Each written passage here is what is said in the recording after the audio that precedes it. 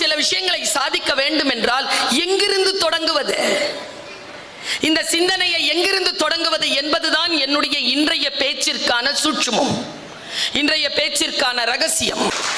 சாதாரணமா கிடைக்காதுங்க. வாழ்க்கையில் நம்மை நாமே தக்க வைத்துக் கொள்ள வேண்டும் என்றால் என் தோழமைகளை, என் தமிழ் உறவுகளை, கற்றலை கையில் பிடித்துக் கொள்ளுங்கள். இந்த உலகத்தில் எது வேண்டுமானாலும் நம்மை விட்டு பறிபோகும், கற்றது மட்டும் எங்கேயும் போகாது, அது பயன்படும். அடுத்த கட்டத்திற்கு ஆனா எதை கத்துக்கிறோங்கிறது இருக்கு. இந்த மொபைலை கையில இப்படி வச்சுக்கிட்டு ஸ்டைலா போதுங்கல்ல, எவ்வளவு ஸ்டைல். இதையும் கையிலேயே பிடிச்சிட்டு இருக்கோம் தெரியுமா? நம்மளை நாமளே தனியா சந்திக்கிறதுக்கு பயம், கூட யாராவது இருக்கணும், அதுக்கு தான் இதை பிடிச்சிட்டு இருக்கோம். டாய்லெட் போகும்போது கூப்பிட்டு போறோமே, இன்னொரு பயம் சொல்லவா, இதை தனியா விடுறதுக்கு பயம். நான் பேசினதை யோசிச்சு பார்த்து பயமற்று இருக்க கற்றுக்கொள்ள தொடங்குங்கள். அன்றிலிருந்து உங்களுடைய வாழ்க்கையினுடைய முனை மாறுவதை உணர்வீர்கள். இளைஞர்களுக்கு சொல்றேன், சூப்பரான போனை அப்படி வச்சுட்டு அப்படியே நடந்து போறீங்கல்ல, அதால ஒரு பிரயோஜனம் கிடையாது. முன்னால இருக்கிற ஆளை இம்ப்ரெஸ் பண்ணணும்னு நினைக்கிறீங்களா? இப்போ உதாரணத்துக்கு என்ன மாதிரி ஆள் உங்களை அப்படி திரும்பி பார்த்து இம்ப்ரெஸ் ஆகணுமா? கையில் புக் எடுத்துட்டு போங்க. புக்குடைய தலைப்பு இருக்குல்ல, பளிச்சுன்னு வெளியில தெரிகிற மாதிரி எடுத்துட்டு போங்க. அந்த மாதிரி நிறைய புக் இருக்கு. ஒரு புக்கு சொல்லவா?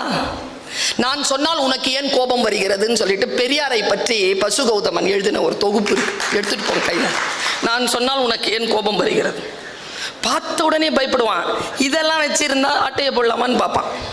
திருடவே முடியாதது எது என்றால் கல்வி மட்டும்தான். இப்போ படிச்சா மறந்து போயிடுது, பல பேருக்கு இது சிக்கல், அப்படிதானே? மகாபாரதத்துல கர்ணனுக்கு கிடைச்ச ஆகப்பெரிய சாபம் எது தெரியுமா? முக்கியமான நேரத்தில் படித்ததெல்லாம் மறந்து போகும். பெரும் சாபம் அது. என் வாழ்க்கையின் வரமே அதுதான். சின்ன வயசுல படித்தது கூட ஞாபகம் இருக்கு. ஏன் தெரியுமா? தேவையில்லாத குப்பைகளை போட்டுக்கிறது இல்லை. தேவையில்லாத குப்பைகளை நிரப்புகின்ற பொழுது தேவையான விஷயங்கள் கழிந்து போகும் என்பதனை குழந்தைகளுக்கு சொல்லிக் கொடுங்கள். நம்முடைய வாழ்க்கையில் நாம் சந்திக்கின்ற பொழுது ஒரு வார்த்தை நேற்று படிச்சங்க, தன்னை உணர்ந்து கொள்ளுங்கள். இந்த வார்த்தை ரொம்ப பெரிய வார்த்தை. ஆக்சுவலா முடியாது, தன்னை உணர்தல் என்பது முடியாது. தன்னை உணர்தல் என்பது ஒரு பயணம். ஓஷோவனுடைய ஒரு கருத்து படிச்ச நேற்று. உன்னை உணர்ந்து கொள், உன்னை உணர்ந்து கொள்ள நீ தவறினால் தன்னை உணராதவர்களுடைய பேச்சிற்காக உன் வாழ்க்கையை செலவழிக்க வேண்டி வரும். இவ்வளவு பெரிய விஷயம் அவன் சொல்லிட்டு போறான். ஆழமாக நாம் யார், நம்முடைய விஷயங்கள் எது என்று தெரிந்து கொள்வதற்காக வாசிக்கிறோம். நேற்று நான் சில விஷயங்களை உங்களுக்கு நான் விளக்கிட்டு போலான்னு நினைக்கிறேன். இது நான் வேற எங்கேயுமே சொன்னதில்லை. கரூர்ல நேற்று ஒரு ஆக்சிடென்ட் நடந்திருக்கு. அந்த ஆக்சிடென்ட்டை பத்தி நான் எப்படி விளக்க போறேன்னு எனக்கு தெரியாது. கடவுள் கிட்ட கொடுத்துட்டேன். உள்ள இருக்கு கருத்து. நான் என் சொல்லை வேண்டுகிறேன், என் இறைவனை வேண்டுகிறேன். நான் எதை நினைக்கிறேனோ அதை இந்த வாயின் வழியாக, ஒலியின் மூலமாக, தமிழ் மொழியின் மூலமாக என்னை கேட்போரை கொண்டு போய் வார்த்தை குலையாமல் சேர்ப்பாயாக இறைவா. இந்த பிரார்த்தனையோடு நான் பேசுறேன். ஏன் தெரியுமா? இந்த உலகத்திலேயே பெரிய பிரச்சனை என்னன்னா கம்யூனிகேஷன் கேப். நாம சொல்றது ஒண்ணு, அவங்க புரிஞ்சுக்கிறது ஒண்ணு. நான் அப்படி சொல்லவே இல்லப்பா, நீ தான்ப்பா அப்படி புரிஞ்சுக்கிட்ட. நான் ஒருத்தங்களை உடம்பு சரியில்லைப்பா, இப்போ உடம்பு எப்படி இருக்குன்னு கேட்டேன். என்ன திமிரா கேட்குது பாரு பருவின். நாம சொன்னது வேற, நம்ம நினைச்சது வேற, வாயிலிருந்து வந்த சொல் வேற. சொல்லினுடைய காயின் அவங்க புரிஞ்சுக்கிட்ட மனநிலை வேற. நேற்று கரூர்ல நடந்திருக்கு இந்த ஆக்சிடென்ட். அந்த ஆக்சிடென்ட்டை சந்தித்த அந்த குடும்பத்திற்கு என்னுடைய ஆழ்ந்த அனுதாபங்கள். அவர்களுடைய அந்த இழப்பிலே நான் அவர்களோடு அந்த துக்கத்திலே பகிர்ந்து கொள்கிறேன். இதை ஒரு முன்னுதாரணமாக எடுத்து பேசுவதற்கு காரணம், நாம் அப்படிப்பட்ட சிக்கலில் இருக்கின்ற பொழுது எப்படி நடந்து கொள்வது என்றது.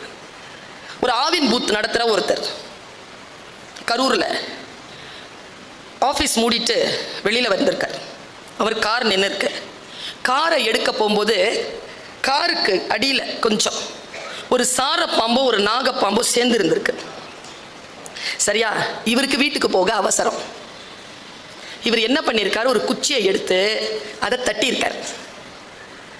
சாரப்பாம்பு ஓடிருச்சு. பாருங்க, நாகப்பாம்புக்கு கோவம் வந்துருச்சு. ஏன்னா சூழல் அசாதாரணமான சூழல்.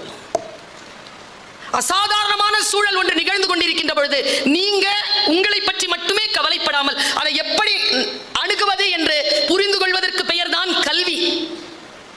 பிசிக்ஸ் 10th படிக்கிறோம்ல, பஸ்ல இருந்து இறங்கும் போது பஸ் ஓடுற அளவுக்கு தான் ஓடணும் அப்படின்னு புரிஞ்சுதுன்னா நீ 10th பிசிக்ஸ் படிச்சதுக்கு அர்த்தம். இறங்கி பின்னோக்கி ஓடுனா கீழே விழுந்துருவ அப்படின்னா நீ பிசிக்ஸ் சரியா படிக்கலன்னு அர்த்தம். கோவம் வந்துருச்சா நாகப்பாம்புக்கு? அது என்ன பண்ணிருக்குங்க, அப்படி வேகமா சுத்தி படம் எடுத்திருக்கு பாருங்க முன்னால. அதை பார்த்து பயந்துட்டாருங்க. பயந்து பின்னால ஓடி வந்தார் பாருங்க, கால் தடிக்கு விழுந்து தலையில் அடிபட்டு இறந்துட்டார். பாம்பு கடிச்சு இறக்கல. நான் இந்த சூழல் உங்களுக்கு முன்னால வீசுறேன். ஒரு முறை என்னுடைய கிச்சன்ல, நான் சின்ன பிள்ளையா இருக்கும்போது எங்க கிச்சன்ல எலி வந்துருச்சு. எனக்கு ரொம்ப பயம். இவனோட துள்ளி குதிச்ச பாருங்க. எப்பவுமே எங்க பாப்பா என்ன அடிச்சது கிடையாது. முதுகுல பல்லார்னு ஒண்ணு வச்சார். எலி மேல விழுந்ததுன்னா சாவ மாட்டேன், இப்படி விழுந்தனா செத்துருவேன். சின்ன வயசுல நான் கேட்டதுங்க, சின்ன வயசுல நான் கேட்டது how to deal with unexpected situations. அசாதாரணமான சூழ்நிலையை சந்திப்பதற்கான திடம் இருக்குல்ல, புத்தி வலிமை இருக்குல்ல, அதுக்கு பேர் தான் கல்வி. இந்த கல்வி வெறும் பட்டங்களால் வராது. அவேர்னஸ், தொடர்ந்து அவேர்னஸ்ல இருக்கணும். தொடர்ந்து நீங்கள் அந்த விழிப்புணர்வில் ஆமாவா ஆமாவா ஆமாவான்னு கேட்கறது இல்லை. யாரோ ஒன்று சொன்னாங்க, இப்படி சொல்றாங்களாமே, அப்படி சொல்றாங்களாமே எல்லாம் நம்பாத. சட்டத்திற்கு முன்னால் ஒரு சிக்கல் இருக்கின்ற பொழுது அந்த சிக்கலை அவர்கள் பார்ப்பார்கள், சொல்வார்கள், பத்திரிகையில் வரும், அப்போ நம்பு. கல்வி என்பது என்ன? ஆமாவாமே அப்படியாமே. ஒரு ஒரு ரகசியத்தை சொல்லவா?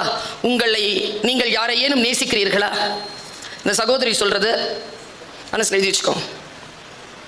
ஒருவரோடு நீங்கள் உறவாக இருக்கிறீர்கள் என்றால் அவர்களை பற்றி தெரிந்ததை நம்புங்கள், அவர்களை பற்றி கேட்பதை நம்பாதீர்கள். பல இடங்கள்ல சிக்கல். கேட்கறது, பார்க்கறது, எழுதுறது, வாசிக்கிறது. பேசிடுங்க. ஏன் பேசிடுங்கன்னு சொல்றேன் தெரியுமா? நீங்க நம்ம அம்மா அப்பாவுக்கு இல்லை தாத்தா பாட்டிக்கு ஃபோன் பண்ணும்போது கிராமத்தில் இருப்பாங்க, அவங்க சொல்லுவாங்க, இந்த நிலத்தை பற்றி ஒரு பிரச்சனை இருக்குப்பா, ரொம்ப நாளாக பஞ்சாயத்து போயிட்டு இருக்கு, உன்னுடைய அண்ணனுடைய பொண்ணு பார்க்க வந்திருக்காங்க, என்னன்னு தெரியல, அப்பாவுக்கு கால் முட்டு வலியாக இருக்கு, வீட்டுக்கு ஒரு 8 வந்துட்டு போறியா? இந்த ஒரு வீட்டுக்கு ஒரு 8 வந்துட்டு போறியாங்கிறது என்னது?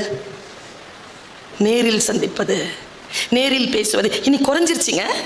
எப்படி நம்மை நாமே சந்திப்பதற்கு நாம் தயங்குகிறோமோ அப்படி அடுத்தவர்களிடத்தில் சந்தித்து உட்கார்ந்து பேசுவதை சமீப காலங்களில் இந்த தலைமுறை தவிர்த்து வருகிறது. உட்கார்ந்து பேசுவதற்கான மொழி இல்லை, ஒருவர் பேச கேட்பதற்கான மனதிடம் இல்லை. இதோ இந்த பாம்பு விஷயத்தில் அவர் பட்ட அந்த தவிப்பு போல்தான் நாம் தவித்துக் கொண்டிருக்கிறோம். உள்ளே இந்த நிதானம் வரணும்னா இந்த குறைச்சி இதை கூட்டணும். பெரிய பிராக்டிஸ் அது. மனபலம். அசாதாரணமான சூழ்நிலைகளை எப்படி அணுகுவது? இன்னொரு குறிப்பு சொல்றேன், நான் மறுபடியும் பிரார்த்தனை பண்ணிட்டே சொல்றேன்.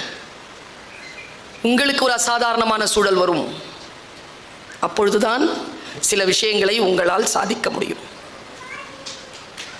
இப்போ உதாரணத்துக்கு சொல்றேன். இப்போ ஒரு கோழி குஞ்சுகளை பிடிக்கிறதுக்காக பருந்து வருது. கோழி என்ன பண்ணும்? பருந்த அடிக்குமா? சும்மா இருக்கும்போது அடிக்குமா? அடிச்சா என்ன ஆகும்? அசாதாரணமான சூழல் அடிச்சா பருந்து விலகும், சாதாரணமான சூழல் அடிச்சா கோழி சாவும். அந்த எனர்ஜி இருக்குல்ல, அந்த எனர்ஜிக்காக வெயிட் பண்ணுங்க. எந்த எனர்ஜிக்கு முன்னாலும் உங்களுடைய சக்தி நிலையை கீழே போடாமல் உங்களால் ஹேண்டில் பண்றதுக்கு பேர் பவர் ஹேண்ட்லிங்னு பேர். மேனேஜ்மெண்ட்னா இந்த பவரை ஹேண்டில் பண்றோமா? கோபம், சோகம், சந்தோஷம், இந்த எல்லா உணர்வுகளையும் மேனேஜ் பண்றதுக்கான புத்தி உங்களுக்கு வந்துருச்சுன்னா நீங்க கல்வியாளர்.